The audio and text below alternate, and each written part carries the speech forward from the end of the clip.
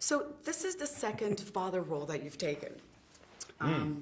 What in particular about this character, John's character, appealed to you?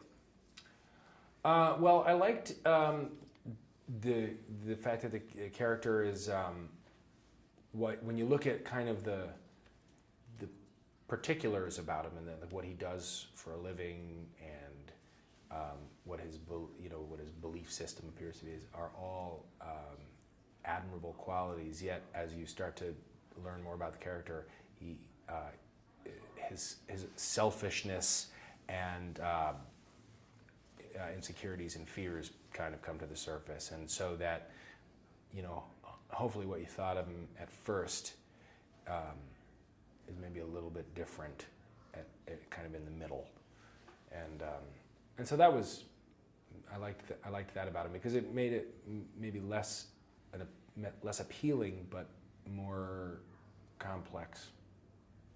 Did you relate to him on some level? I think that I relate to every character that I play on some level. Otherwise, I don't think one play it or two even could.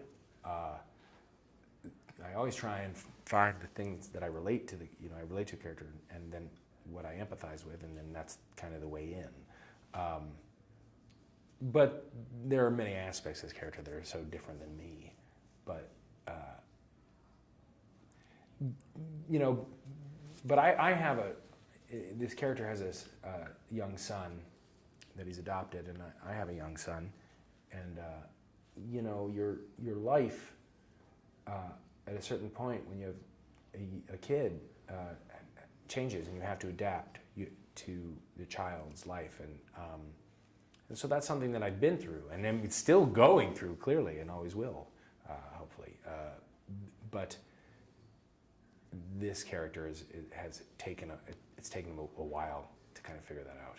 I think she's great, and I really like her as a person, and I think she's incredibly talented, like everybody thinks about Tina.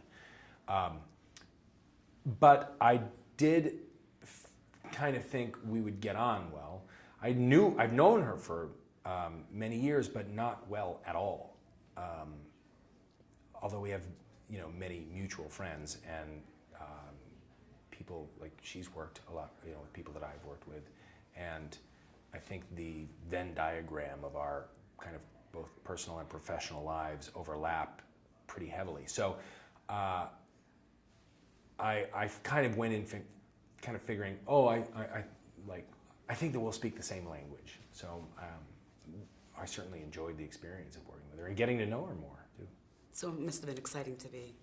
Yeah. No, that was one. I mean, working with Tina was initially, that was the big pull for me. I got the script, and it's like, well, Tina's in this, and she was attached to the movie. And I mean, I really liked the movie, and I liked the part, and I thought it was a cool story, and I enjoyed working with Paul Weitz too, who I think is really talented. And when we were kind of talking about the character and then really embellishing it and kind of peeling back layers and layers, I got more and more excited at the idea of playing him. But it was the fact that Tina was in it that was the first thing that made me even go, ooh, I'd love to read that. That's awesome. You guys were great together. Working with Lily Tomlin, what was that like? Well, working with Lily Tomlin was a great thrill, and there are a few people, certainly in the just any actors really, but like in the kind of comedic world that it's rarefied air for a few people, and she's in that, and it was exciting. I mean, it was really exciting. I've worked with a few people in the last few years that I think fill that void. I mean, like Albert Brooks, Jack Nicholson, Lily Tomlin. I mean, there are some people that it's kind of, I'm a fan, so it's very exciting to work with them. And when you're in a scene, you're just in a scene with somebody else. I'm not thinking, this is Lily Tomlin, and you're where the character is, and I mean, your brain kind of weirdly does shift in a way. but when you're done kind of actually doing the scene and they'll cut, and it's easy to take a step back and go, oh my God, that's Lily Tomlin.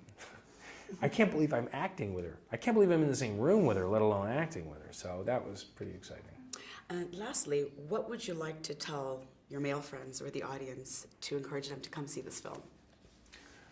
You know, one of the things I really like about this movie and this story is that it doesn't fit really easily into any kind of genre. It's not a standard romantic comedy at all. It's not a straight up comedy. It's not, you know, it's not just a straight up drama, even though I don't know if there is such a thing as a straight up comedy and a straight up drama. I think the best ones have both. But it reminds me of a movie that they would have made 10 years ago, or maybe a little longer, that these kinds of movies were made a little bit more frequently, which is kind of interesting worlds that you don't see all that much, dealing with kind of adult themes and issues, and it doesn't fit easily into any kind of box. And so you don't know how it's going to end, you don't know what the story really is, and I look at all of that as a plus.